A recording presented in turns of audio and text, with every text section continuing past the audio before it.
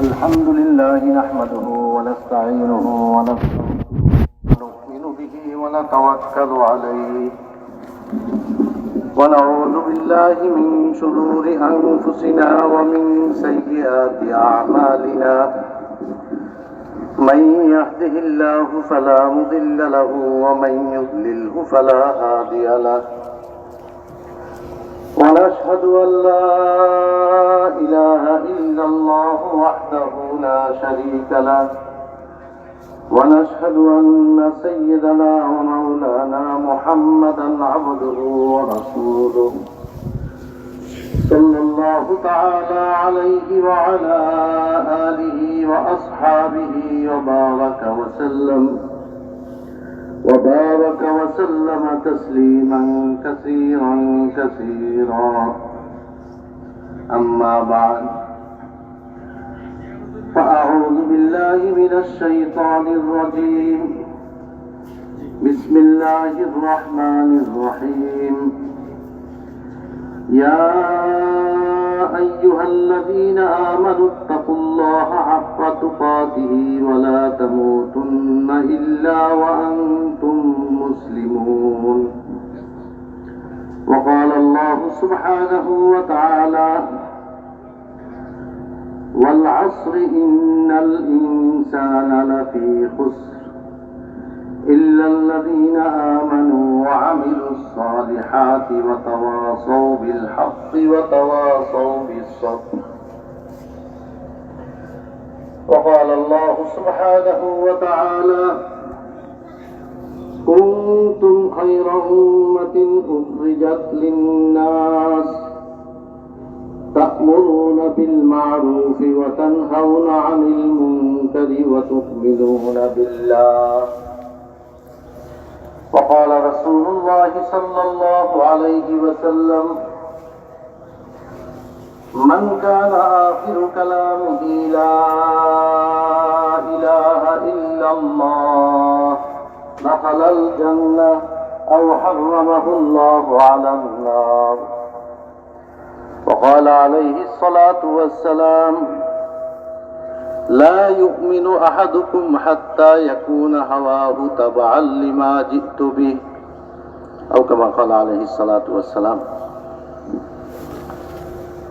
محترم دوست বুজুর্গ আল্লাহ রাব্বুল আলামিন এই উম্মতকে শ্রেষ্ঠ উম্মত বলে ঘোষণা করছেন। শ্রেষ্ঠত্বের কারণ কি? কোনো কারণ আছে না কারণ ছাড়াই শ্রেষ্ঠ? আর কারণ থাকলে সেটা কি? হযরত ওমর রাদিয়াল্লাহু তাআলা আনহু বলেন, যদি বিনা কারণে তোমরা শ্রেষ্ঠ হইতে তাহলে আল্লাহ রাব্বুল আলামিন কুনতুম খায়রা উম্মাতিন বলতেন না, বরং আনতুম খায়রা উম্মাতিন বলতেন। অর্থাৎ কারণ আছে, এমনি শ্রেষ্ঠ না, এর পিছে একটা কারণ আছে। আর ওই কারণটা আল্লাহ তাআলা নিজে উল্লেখ করছেন। আল্লাহ তাআলা নিজে ইরশাদ করছেন যে তোমরা সৎ কাজে আদেশ করবে, অসৎ কাজে নিষেধ করবে, আল্লাহর উপর ঈমান রাখবে। এই সৎ কাজে আদেশ, অসৎ কাজে নিষেধ, যাকে দাওয়াত ইলাল্লাহর মেহনত বলা হয়, এই মেহনতের কারণে এই উম্মত শ্রেষ্ঠ। এই মেহনত করবে তখন আল্লাহ তাআলা তাদেরকে ওই মর্যাদা দান করবেন, ওই ফজিলত দান করবেন। এই উম্মত এর উপরে একমত যে হযরত আবু বকর সিদ্দিক রাদিয়াল্লাহু তাআলা আনহু তিনি এই উম্মতের মধ্যে শ্রেষ্ঠ ব্যক্তি। তো তিনি যে শ্রেষ্ঠ ব্যক্তি, তিনি কি কাজ করলেন, ঈমান আনার পরে তিনি কি কাজটা করলেন, কি মেহনতটা করলেন?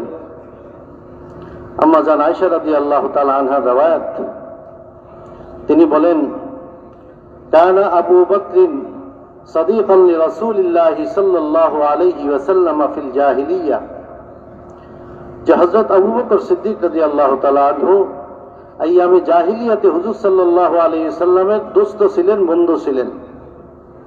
فخرج وهو يريد رسول الله صلى الله عليه وسلم فلقيه فقال يا أبا القاسم فقدت من مجالس قومك واتهموك بالعيب لآبائها وأمهاتها। হুজুর সাল্লাল্লাহু আলাইহি ওয়াসাল্লামের সাথে দেখা হলো। হুজুর সাল্লাল্লাহু আলাইহি ওয়াসাল্লামের সাথে দেখা হওয়ার পরে তিনি জিজ্ঞেস করতেছেন, হে কাসেমের পিতা, কি হলো? আপনার কওমের মজলিসে আপনাকে দেখা যাইতেছে না। তাছাড়া মানুষ আপনার সমালোচনা করে, আপনি নাকি তাদের মাতা পিতাকে মন্দ বলেন। আল্লাহ রাসূল সাল্লাল্লাহু আলাইহি ওয়াসাল্লাম এই কথার কোনো জবাব দিলেন না। আল্লাহ তাআলা ওনাকে যে মাকসাদে পাঠাইছেন, সরাসরি তিনি মাকসাদে পৌঁছে গেলেন। তিনি সরাসরি হযরত আবু বকর সিদ্দিক রাদিয়াল্লাহু তাআলা আনহুকে দাওয়াত দিলেন, ইয়া আবা বকর ইন্নী রাসূলুল্লাহ আদউকা ইলাল্লাহ। হে আবু বকর, আমি আল্লাহ রাসূল হয়ে আসছি, আমি আপনাকে এক আল্লাহর প্রতি ঈমান আনার জন্য দাওয়াত দিতেছি। হযরত আবু বকর সিদ্দিক রাদিয়াল্লাহু তাআলা আনহু তিনি এই কথা শুনে কি করলেন? ফাআসলামা। একটু তিনি অপেক্ষা করলেন না, একটু চিন্তা করলেন না, তিনি সাথে সাথে ঈমান নিয়ে আসলেন। তিনি সাথে সাথে ঈমান নিয়ে আসলেন। আর ঈমান আনার পরে তিনি কি করলেন? তিনি সাথে সাথে দাওয়াত দেওয়ার জন্য বের হয়ে গেলেন। পুরা দিন দাওয়াত দিলেন। 4 জনকে তৈরি করে আল্লাহ রাসূল সাল্লাল্লাহু আলাইহি ওয়াসাল্লামের দরবারে নিয়ে আসলেন। ফারাহা বিউসমান ইবনে আফফান ওয়া তালহা ইবনে উবাইদিল্লাহ ওয়া যুবাইর ইবনে আল-আওয়াম ওয়া সাদ ইবনে আবি ওয়াক্কাস ফাআসলামু রাদিয়াল্লাহু আনহুম। এই 4 জনকে তিনি তৈরি করলেন আর আল্লাহ রাসূলের দরবারে আনলেন। 4 জনেই কালেমা পড়লেন, মুসলমান হয়ে গেলেন। দ্বিতীয় দিন তিনি আবার বাইর হইলেন দাওয়াত দেওয়ার জন্য, আর 5 জনকে তৈরি করে আল্লাহ রাসূলের দরবারে নিয়ে আসলেন। ওয়াজা আল গাদ লিউসমান ইবনে মাযউন ওয়া আব্দুর রহমান ইবনে আউফ ওয়া আবি উবাইদা ইবনে আল জাররাহ ওয়া আবি সালামা ইবনে আব্দুল আসাদ ওয়াল আরকাম ইবনে আবিল আরকাম ফাআসলামু রাদিয়াল্লাহু আনহুম। এই 5 জনকে তৈরি করে আনলেন, তারাও কালেমা পড়ে মুসলমান হয়ে গেলেন। তো উম্মতের মধ্যে যিনি শ্রেষ্ঠ ব্যক্তি, ঈমান আনার পরে তিনি সর্বপ্রথম কি কাজ করলেন? দাওয়াতের কাজ শুরু করে দিলেন। তিনি জানেন যে আমাদের নবীজি আখিরি নবী, তারপর আর কোন নবী আসবেন না। এই জিম্মাদারি আল্লাহ তাআলা উম্মতকে দিয়েছেন। মুহতারাম দোস্ত বুজুর্গ, হযরত আবু বকর সিদ্দিক রাদিয়াল্লাহু তাআলা আনহু তিনি এই জন্য সাথে সাথে দাওয়াত দেওয়ার জন্য বাইরে হয়ে গেলেন। উম্মতের জন্য এক বড় সবক। বলে যেই এই কথা বিশ্বাস করবে যে এক আল্লাহ ছাড়া আর কোনো মাবুদ নেই, মুহাম্মদুর রাসূলুল্লাহ সাল্লাল্লাহু আলাইহি ওয়াসাল্লাম তিনি আল্লাহ তাআলার রাসূল, বলে তিনি হলেন শেষ নবী, খাতামুন নবিয়্যিন, আনা খাতামুন নবিয়্যিন লা নবিয়্যা বাদি। আমি শেষ নবী, আমার পরে আর কোনো নবী নেই। এই উম্মতকে দাওয়াতের জিম্মাদারি দেওয়া হয়েছে। কিয়ামত পর্যন্ত আর কোন নবী আসবেন না, এই উম্মত দাওয়াত ইলাল্লাহর মেহনত করে যাবেন। পূর্বে নবীরা আসতেন, এক একটা এলাকায় নবী আসতেন, কওমে নবী আসতেন, গ্রামে নবী আসতেন, পরিবারের জন্য নবী আসতেন। এই উম্মত ওই নবীওয়ালা কাজ করবে, ওই নবীওয়ালা কাজ করার কারণে উম্মত শ্রেষ্ঠ। নবীওয়ালা কাজের জিম্মাদারি এই উম্মতকে যেরকম দেওয়া হয়েছে, ওই রকম আল্লাহর পক্ষ থেকে নসরতের ওয়াদা উম্মতের সাথে করা হয়েছে যে আল্লাহ তাআলা এই উম্মতকে নসরত করবেন, এই উম্মতকে সাহায্য করবেন, যেরকম হযরত আম্বিয়া আলাইহিমুস সালামকে সাহায্য করছেন। রাসূলুল্লাহ সাল্লাল্লাহু আলাইহি ওয়াসাল্লাম উম্মতের এক এক ব্যক্তিকে দাওয়াত দিয়েছেন। আল্লাহ রাসূল যে দাওয়াত দিয়েছেন সেটা আমাদেরকে শিখিয়েছেন। ইনফিরাদি দাওয়াত দিয়েছেন, এক এক ব্যক্তিকে দাওয়াত দিয়েছেন, আর আল্লাহর নসরত পাইছেন। এই উম্মত আল্লাহ রাসূল সাল্লাল্লাহু আলাইহি সাল্লামের অনুকরণ করবে, এক এক ব্যক্তির কাছে যাবে, ছোট ব্যক্তির কাছে যাবে, বড় ব্যক্তির কাছে যাবে, যে কোনো মানুষের কাছে যাবে, দাওয়াত দিবে, তো আল্লাহর মদদ ও নসরত তাদের সাথে থাকবে। হুজুর সাল্লাল্লাহু আলাইহি ওয়াসাল্লাম দেখলেন এক গ্রাম্য ব্যক্তি যাইতেছেন। আল্লাহ রাসূল জিজ্ঞাসা করলেন, ইলা আইনা তুরিদ, তুমি কোথায় যাইতেছ? সে বলল, ইলা আহলি, আমার পরিবারের কাছে যাইতেছি। আল্লাহ রাসূল তাকে বললেন, হাল্লাকা ইলা খাইর, তোমাকে একটা মঙ্গলের কথা আমি বলবো। বলতেছে, আমা হুয়া, বলেন সেটা কি? আল্লাহ রাসূল সাল্লাল্লাহু আলাইহি সাল্লাম তাকে দাওয়াত দিলেন, আন তাশহাদা আল্লাহ ইলাহা ইল্লাল্লাহ ওয়া আন্না মুহাম্মাদুর রাসূলুল্লাহ, তুমি এই কথার সাক্ষ্য দাও যে এক আল্লাহ ব্যতীত কোনো মাবুদ নাই, আর মুহাম্মদ সাল্লাল্লাহু আলাইহি ওয়াসাল্লাম আল্লাহ তাআলার রাসূল। লোকটা বলতেছে, হাল্লাকা মিন শাহিদিন আলা মা তাকুল, আপনি যে কথাটা বলতেছেন আপনার পক্ষে কোনো সাক্ষী আছে? কোনো সাক্ষী আছে? কারণ সে দেখতেছে সমাজের বড় বড় ব্যক্তি তারা তো লাত মানাত উজ্জার পূজা করে, বলে বাইতুল্লাহ যারা খেদমত করে তারাও তো ওই লাত মানাত উজ্জার পূজা করে। ইনি যে নতুন কথা বলতেছেন, ইনার এই কথার পক্ষে কোনো সাক্ষী আছে? আল্লাহ রাসূল সাল্লাল্লাহু আলাইহি সাল্লামের সাথে সাহাবায়ে কেরামের জমাত ছিল। আল্লাহ রাসূল ওই জমাতের কাউকে সাক্ষী বানান নাই। তিনি বললেন, হাযিহি শাজারা, ওই যে দূরে একটা গাছ দেখা যাইতেছে, ওই গাছের দিকে ইশারা করে বলতেছেন, এই গাছটা হলো আমার সাক্ষী। আর গাছটাকে আল্লাহ রাসূল ইশারা করলেন। আল্লাহর মদদ আইসা গেল সাথে সাথে। গাছ কি নিজের ইচ্ছায় চলতে পারে? নিজের ইচ্ছায় বলতে পারে? এটা তো আল্লাহর সাহায্য। আল্লাহর সাহায্য আইসা গেল। ওই যে দাওয়াত দিছেন, আল্লাহর সাহায্য সাথে হয়ে গেছে। গাছ হাঁটতে শুরু করছে, আর চলতে চলতে আল্লাহ রাসূলের সামনে চলে আসছে। সামনে আইসা সে 3 বার সাক্ষ্য দিয়া দিছে।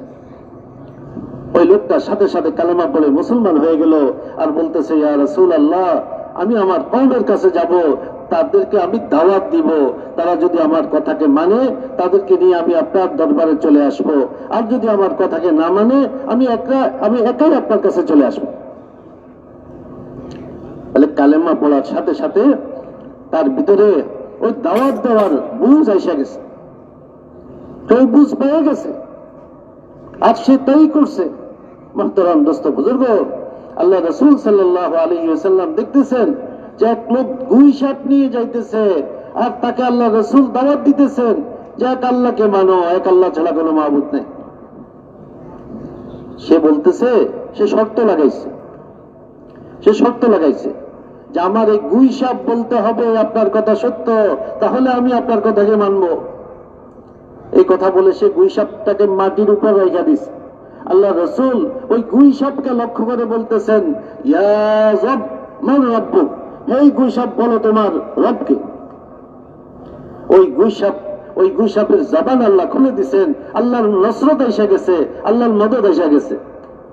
গুই সাপ বলতেছে, আল্লাযী ফিস সামাই আরশুহু ওয়া ফিল আরদি সুলতানুহু ওয়া ফিল জান্নাতি রাহমাতুহু ওয়া ফিন নারি আযাবুহু, আমার রব ওই জাত যার আরশ হলো আসমানে, যার রাজত্ব হলো জমিনে, যার রহমত হলো জান্নাতে, যার আযাব হলো জাহান্নামে। গুই সাপ সাথে সাথে কথা বলতেছে, আরবি ভাষায় কথা বলতেছে। এটা কি? এটা হলো আল্লাহর নসরত, এটা হলো আল্লাহর মদদ। আল্লাহ রাসূল সাল্লাল্লাহু আলাইহি সাল্লাম উম্মতকে শিখাইছেন যে তোমরাও দাওয়াত দিবে, তোমাদের সাথে আল্লাহর নসরত এসে যাবে। মুহতারাম দোস্ত বুজুর্গ, আল্লাহ রাসূল পুনরায় তাকে জিজ্ঞাসা করলেন, আমি কে বলো, আমার পরিচয় দাও। বলতেছে, আনতা রাসূল রাব্বিল আলামিন, আপনি রব্বুল আলামিনের রাসূল। গুই সাপ সাক্ষ্য দিতেছে। মুহতারাম দোস্ত বুজুর্গ, বলে যেটা মানুষ পারে না, যেটা মানুষের হাতে নেই, সেটা আল্লাহ করে দেখাবেন, যার দ্বারা মানুষ হেদায়েত পাবে। হেদায়েত পাওয়ার জন্য কোন নসরতের দ্বারা মানুষ হেদায়েত পাবে, কোন জিনিস দেখলে কার দিল মুতাওয়াজ্জহ হবে, সেটা আল্লাহ তাআলা ভালো জানেন। সব সময় যে ওই গুই সাপ আসবে এরকম কথা না। এক এক সময় এক এক ধরনের নসরত আল্লাহর পক্ষ থেকে আসবে, যার দ্বারাই মানুষের দিল পরিবর্তন হবে, মানুষ আল্লাহর দিকে ঝুঁকবে। উম্মতের সাথে সেই নসরতের ওয়াদা আছে। মুহতারাম দোস্ত বুজুর্গ, হুজুর সাল্লাল্লাহু আলাইহি ওয়াসাল্লাম আব্দুল্লাহ বিন হুযাফা রাদিয়াল্লাহু তাআলা আনহুকে পাঠাইলেন। তিনি গেলেন, চলতে চলতে দেখলেন সামনে সমুদ্র। সামনে সমুদ্র, কিভাবে পার হবেন? বলে দুশ্মন ওইখান থেকে কিস্তি সরায় ফেলছে, জাহাজগুলোকে সরায় ফেলছে, পথেই বাধা দিয়ে দিছে, যেন যেন তার দাওয়াতকে পৌঁছাইতে না পারে। পথ থেকে তার বাধা শুরু হয়ে গেছে। তিনি আল্লাহর দিকে মুতাওয়াজ্জ হইলেন। নবী তো সাথে নাই, উম্মত, কিন্তু এই উম্মতের সাথে নসরতের ওয়াদা আছে। তিনি আল্লাহর দিকে মুতাওয়াজ্জ হয়ে গেলেন। সবাই মিলে আল্লাহর কাছে দোয়া করতেছেন, ইয়া আলিম ইয়া হালিম, ইয়া আলিয়্যু ইয়া আযীম, ইন্না আবীদুক ওয়া ফী সাবিলিক নুকাতিল আদুওয়াক, আল্লাহুম্মা ফাজআল লানা ইলাইহিম সাবিলা। আল্লাহ তাআলাকে ডাকলেন। আল্লাহ তাআলার ওই ইসিমের মাধ্যমে আল্লাহ তাআলাকে ডাকলেন আর বলতেছেন, আয় আল্লাহ, আমরা আপনার কিছু বান্দা আপনার রাস্তায় বাইর হয়েছি, আপনার দুশমনের মোকাবেলা করতেছি। আয় আল্লাহ, তাদের কাছে পৌঁছার জন্য আপনি আমাদেরকে রাস্তা করে দেন। আল্লাহ তাআলা দিলের মধ্যে ঢাললেন। বলে ওহী আসে নবীর কাছে, উম্মতের কাছে তো ওহী আসবে না, কিন্তু উম্মতের দিলের মধ্যে ইলহাম হবে। আমির যিনি হন, আমিরের দিলের মধ্যে এক একটা জিনিসের ইলহাম হয়, যেটা উম্মতের জন্য উপকারী হবে, যেটা মুসলমানের জন্য উপকারী হবে, মুসলমানের রাস্তাকে খুলবে। দিলের মধ্যে আল্লাহ তাআলা ঢালেন, আর দিলের মধ্যে আল্লাহ তাআলা ঢাললেন, ঘোড়া নিয়ে ঝাঁপায় পড়ো, সমুদ্রে ঝাঁপায় পড়ো। তিনি ঝাঁপায় পড়লেন।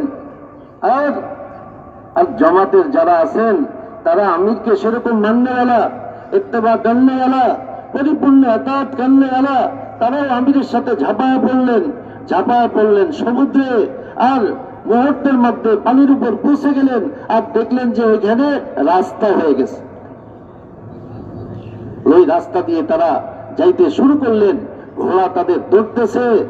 আর পারস্যের যে গভর্নর ছিল ইবনে মুকাবের, যে এখান থেকে কিস্তিগুলা সরাইছে, যে জাহাজগুলোকে সরাইছিল, সে দেখলো আরে এই লোকগুলা সমুদ্রের ভিতর দিয়ে ঘোড়া দৌড়ায় আসতেছে, এদের মোকাবেলা করা এটা তো নিজের জানকে ধ্বংস করার মতো, এদের সাথে মোকাবেলা করতে পারবো না। বলতেছে ওয়াল্লাহি লা নুকাতিলু হাউলাই, খোদার কসম এদের সাথে মোকাবেলা করতে পারবো না। জলদি আমার জন্য একটা কিস্তির ব্যবস্থা করো। আর কিস্তি নিয়ে আসছে, ওই কিস্তিতে উঠা ওইখান থেকে সে রাজধানীর দিকে চলে গেছে, এলাকাকে ছেড়ে দিছে। আর পুরো এলাকা মুসলমান গিয়ে পৌঁছে দাওয়াত দিতে শুরু করছেন, আর মানুষ দলে দলে মুসলমান হয়ে গেছে। আল্লাহর নসরত উম্মতের সাথে, আল্লাহ তাআলা উম্মতকে সাহায্য করবেন। সাহাবায়ে কেরামের জামাত চলতেছে, পথে পানির পিপাসা লাগছে। মরুভূমিতে পিপাসা লাগলে আর কোনো উপায় থাকে না, জান চলে যায়। বলতেছে, আমির সাহেব, পানির তো ব্যবস্থা নেই, আমরা কি করতে পারি? বললেন, তোমরা সবাই নামাজ পড়ো। যতটুকু ছিল অতটুকু দিয়ে তারা ওযু করছেন, নামাজ আদায় করছেন, আর হাত তুলে আল্লাহর কাছে কাঁদতেছেন, দোয়া শুরু করছেন। ওই দোয়া করতে করতে আসমান থেকে বৃষ্টি এসে গেছে। এই হলো এই উম্মতের সাথে আল্লাহর সাহায্য। মুহতারাম দোস্ত বুজুর্গ, এই উম্মত পুরা দুনিয়াতে দিন পৌঁছানোর জন্য শুধু নিজের দেশে না, শুধু নিজের এলাকায় না, এই উম্মতকে আল্লাহ তাআলা পুরা দুনিয়ার জন্য নির্বাচিত করছেন। এই জন্য এই উম্মতের নিয়ত হবে পুরা দুনিয়া। ইমাম সাহেব নিয়ত করছে 4 রাকাতের, আর মুক্তাদি নিয়ত করছে 2 রাকাতের। নামাজের কি হবে? ইমাম সাহেবের নিয়ত আর মুক্তাদির নিয়ত বরাবর হইতে হবে। আল্লাহ রাসূল সাল্লাল্লাহু আলাইহি ওয়াসাল্লাম তিনি ইমামুল আম্বিয়া, তিনি উম্মতেরও ইমাম, সাথে সাথে সমস্ত নবীদেরও তিনি ইমাম। তিনি নিয়ত করছেন পুরা দুনিয়ার কিয়ামত পর্যন্ত যত মানুষ আসবে, ওয়াইস্তু ইলাল আসওয়াদি ওয়াল আহমার, সমস্ত কালো গোরা আমি সবার জন্য প্রেরিত। আল্লাহ রাসূল সাল্লাল্লাহু আলাইহি সাল্লাম পুরা মানব জাতির জন্য প্রেরিত। কিয়ামত পর্যন্ত যত মানুষ আসবে সবার জন্য তিনি আল্লাহর নবী, তিনি রাহমাতুল লিল আলামিন। পুরা পুরা আলমের জন্য, সবার জন্য তিনি রহমত হয়ে আসছেন। অন্ধকার থেকে বের করার জন্য, আলোর পথ দেখানোর জন্য তিনি আসছেন। মোহতারাম দোস্ত বুজুর্গ, এই জন্য এই উম্মত পুরা আলমের নিয়ত করে, পুরা দুনিয়ার নিয়ত করে তারা মেহনত করবে। মেহনত করতে করতে তাদের জিন্দেগি শেষ হবে। কাজের মালিক আল্লাহ। কাজের মালিক কে? আল্লাহ। তিনি মালিক, আমরা তো কাজ করনেওয়ালা। তিনি মালিক। তিনি দেখবেন কখন কখন ফলাফল তিনি দান করবেন, কখন তিনি নসরত করবেন, দুনিয়াতে দিনকে জিন্দা করবেন। 100 বার দিন দুনিয়াতে জিন্দা হবে। হযরত মাওলানা ইলিয়াস সাহেব রাহমাতুল্লাহ আলাইহি ওই নবীওয়ালা মেহনতকে দুবারা মানুষের সামনে তুলে ধরছেন। তিনি কোনো নতুন মেহনত শুরু করেন নাই, তিনি তো নবীদের মেহনত মানুষের সামনে তুলে ধরছেন। রাসূলুল্লাহ সাল্লাল্লাহু আলাইহি সাল্লামের মেহনতকে উম্মতের সামনে তুলে ধরছেন ইজতিমাই সুরতে।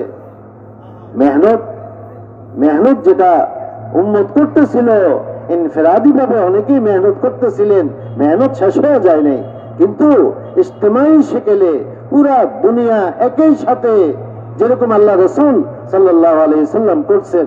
আল্লাহ রাসূল সাল্লাল্লাহু আলাইহি সাল্লাম যে উম্মত তৈরি করছেন, তার মধ্যে কুরাইশের লোক যেরকম ছিল সেইভাবে আফ্রিকার লোক বেলাল হাবশী ছিল, সাহেব রুমি ছিল, ইউরোপের লোক ছিল, ওই পারস্যের লোক ছিল, সালমান ফার্সি।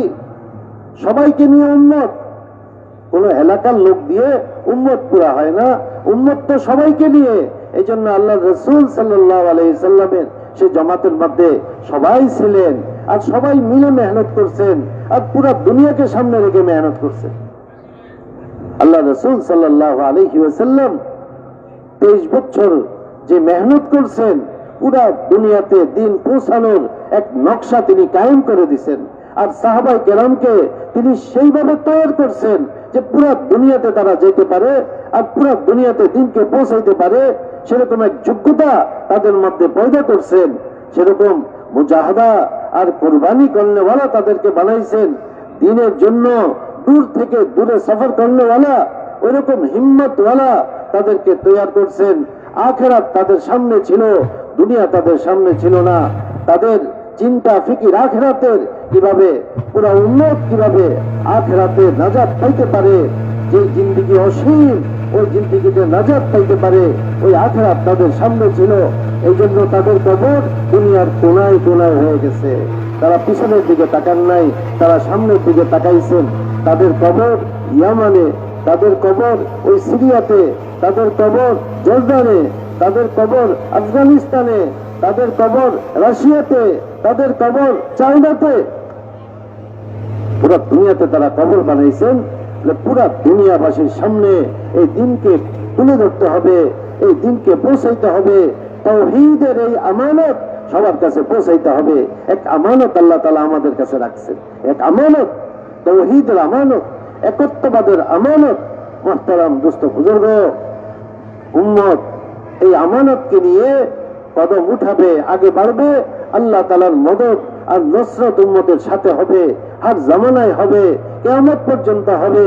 যখন উম্মত খালেজ ভাবে এই মেহনত করবে, দুনিয়ার কোনো উদ্দেশ্য থাকবে না, দুনিয়ার কোনো গরজ থাকবে না। বলে সাহাবায়ে কেরামের অন্য কোনো গরজ ছিল না, না মালের কোনো গরজ। ওই পারস্য সম্রাটের যে খাজানা মদিনার মসজিদের সামনে পড়েছিল, তার সেই স্বর্ণের যে তাজ টুপি, মদিনার মসজিদের সামনে যে তাজ মাথায় পরা যেত না, এত ওজন ছিল, শিকল দিয়ে ভাঙ্গা রাখা হইতো সেই স্বর্ণের তাজ মদিনার মসজিদের সামনে। আর সাহাবায়ে কেরাম পাও দিয়া সরাইয়া তারা মসজিদে ঢুকতেছে। মালের কোনো লোক তাদের মধ্যে ছিল না, মুলুকের কোনো লোক তাদের মধ্যে ছিল না। সাহাবায়ে কেরাম পারস্যে যখন দাওয়াত দিতে গেলেন পরিষ্কার করে বললেন যে তোমরা দিনকে কবুল করো, তোমরা তোমাদের রাজত্ব করো, আমরা তোমাদের রাজত্ব চাই না। তোমরা দিনকে কবুল করো, আমরা এটা চাই। তোমরা আখিরাতের কঠিন আযাব থেকে তোমরা নিজেকে বাঁচাও, তোমরা দিনকে কবুল করো, আমরা তোমাদের রাজত্ব চাই না, আমরা তোমাদের সম্পদ চাই না, কিছুই আমাদের প্রয়োজন নাই। আমরা চাই যে তোমরা হককে কবুল করো, তোমরা দিনকে কবুল করো, আর আল্লাহর আযাব থেকে তোমরা বেঁচে যাও। বলে এই ছিল তাদের নিয়ত। এই জন্য আল্লাহ তাআলা তাদেরকে সাহায্য করছেন। অল্প সংখ্যক সাহাবায়ে কেরামের সামনে বিশাল বাহিনী টিকতে পারে নাই, বলে আল্লাহর সাহায্য তাদের ছিল। সাহাবী বলেন যে আমরা বেশি সংখ্যক লোককে বড় জমাত বলি না, আর অল্প সংখ্যক লোককে ছোট জমাত আমরা বলি না। আমরা তো যাদের সাথে আল্লাহর মদদ আছে তাদেরকে আমরা বড় জামাত বলি, শক্তিশালী জামাত বলি, আর যাদের সাথে আল্লাহর মদদ নেই তাদেরকে আমরা ছোট জামাত বলি, দুর্বল জামাত বলি। যাদের সাথে আল্লাহর মদদ আছে, সাহায্য আছে, বলে তারাই শক্তিশালী, তাদের জবাতেই বড় জবাব। এই ছিল ওনাদের সামনে। এক আল্লাহর উপর ভরসা করে তারা আগে বাড়তেন। এই উম্মতের সামনে নমুনা রয়ে গেছে। এই জন্য মুহতারাম দোস্ত বুজুর্গ, এই উম্মতের প্রত্যেক ব্যক্তিকে এই কথা বুঝাইতে হবে যে তুমি পুরা দুনিয়ার জিম্মাদার, তোমাকে পুরা দুনিয়াতে মেহনত করতে হবে। এই উম্মতের নারী পুরুষ সবাইকে মেহনত করতে হবে। এই উম্মতের নারী পুরুষ সাহাবায়ে কেরামের জামানায় মেহনত করছেন। হাবশার প্রথম হিজরতে 5 জন মস্তুরাত পুরুষদের সাথে সফরে গেছেন। দ্বিতীয় হিজরতে 17 জন মস্তুরাত পুরুষদের সাথে সফরে গেছেন। বলে তারাও এইভাবে দিনের জন্য সফর করছেন, তারাও কোরবানি করছেন। উম্মে আতিয়া রাদিয়াল্লাহু তাআলা আনহা আল্লাহ রাসূল সাল্লাল্লাহু আলাইহি সাল্লামের সাথে 7টা জিহাদে অংশগ্রহণ করছেন। এই উম্মতের নারী হোক পুরুষ হোক সবারই জিম্মাদারি। এই উম্মতের বাচ্চা এই দিনের জন্য মেহনত করবে। বলে বড়রা বাচ্চাদেরকেও শিখাবে। হযরত আব্দুর রহমান বিন আউফ রাদিয়াল্লাহু তাআলা আনহু বলেন, বলে বদরের যুদ্ধে যখন আমি দেখলাম আমার পাশে 2টা জওয়ান, কি বলেন বালক, তাদেরকে দেখে আমার মনে হলো আরে যদি জওয়ান হতো, শক্তিশালী হতো, তাহলে আমার সাহায্যে তারা একটু কাজে আসতো। এই বালকরা কেন দাঁড়াইলো? বলে ইতিমধ্যে একজন এসে আমাকে বলতেছে, চাচা আবু জেহেলকে চিনেন? বলে তুমি আবু জেহেলকে দিয়ে কি করবা? আমি শুনছি আবু জেহেল আল্লাহ রাসূলকে কষ্ট দেয়, আমি আজকে তাকে দেখাবো। আর আরেক দিক থেকে আরেক বালক এসে বলতেছে, চাচা আপনি চিনেন আবু জেহেলকে? বলে তুমি কি করবা আবু জেহেলকে দিয়ে? বলে আমি শুনছি আল্লাহ রাসূলকে সে গালি দেয়, কষ্ট দেয়, আজকে আমি প্রতিশোধ দিব। বাচ্চাদের দিলের মধ্যে কিরকম দিনী জজবা! বাচ্চারা পর্যন্ত দিনের জন্য বলে জান কোরবান করতে তৈরি। বলে এরকম ছিলেন সাহাবায়ে কেরাম। তাদের নারী, তাদের পুরুষ, তাদের বাচ্চারা পর্যন্ত দিনের এক জজবা নিয়ে তারা চলতেন যে কিভাবে দুনিয়াতে দিন জিন্দা হয়। আল্লাহর সেই আমানত, যে আমানত আল্লাহ তাআলা আমাদেরকে দিয়েছেন, ওই আমানত কিভাবে আমরা সবার কাছে পৌঁছাইতে পারি। তাদের সেই কোরবানির দ্বারায় ওই আমানত পৌঁছানোর রাস্তা খুলে গেছে। পুরা দুনিয়াতে এই আমানত পৌঁছে। মুহতারাম দোস্ত বুজুর্গ, আজকে আপনি পৃথিবীর একবারে পশ্চিমে চলে যান, ওই হনুলুলুতে চলে যান, ওইখানে গিয়ে দেখবেন এই আমানত ধারণকারী লা ইলাহা ইল্লাল্লাহ মুহাম্মাদুর রাসূলুল্লাহ এই কালেমা বলনেওয়ালা ওইখানে আছে। আপনি পৃথিবীর দূরে চলে যান, ফিজিতে চলে যান, ওইখানে গিয়ে দেখবেন ওইখানে মানুষের জবানে ওই কালেমা উচ্চারিত হইতেছে, লা ইলাহা ইল্লাল্লাহ মুহাম্মাদুর রাসূলুল্লাহ। আপনি পৃথিবীর উত্তরে চলে যান, আপনি সাইবেরিয়াতে চলে যান, ওইখানে গিয়ে দেখবেন এই আমানতের হামেল ওইখানেও মজুদ আছে। আপনি দক্ষিণে চলে যান, অস্ট্রেলিয়া চলে যান, ওইখানে দেখবেন এই আমানতের হামেল, এই আমানত বহনকারী লোক ওইখানেও আছে।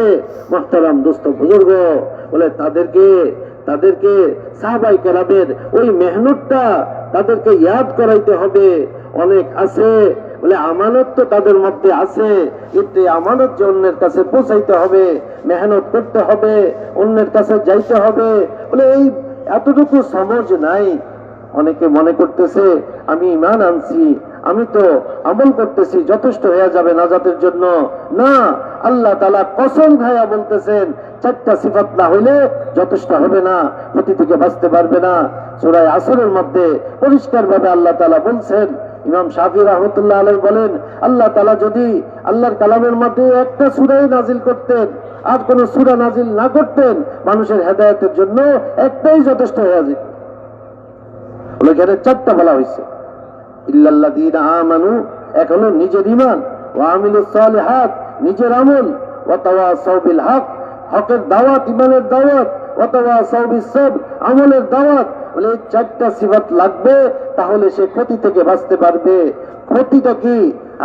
ক্ষতি হলো ওই যে আখিরাতের আযাব, ওই জাহান্নাম, এটা হলো ক্ষতি।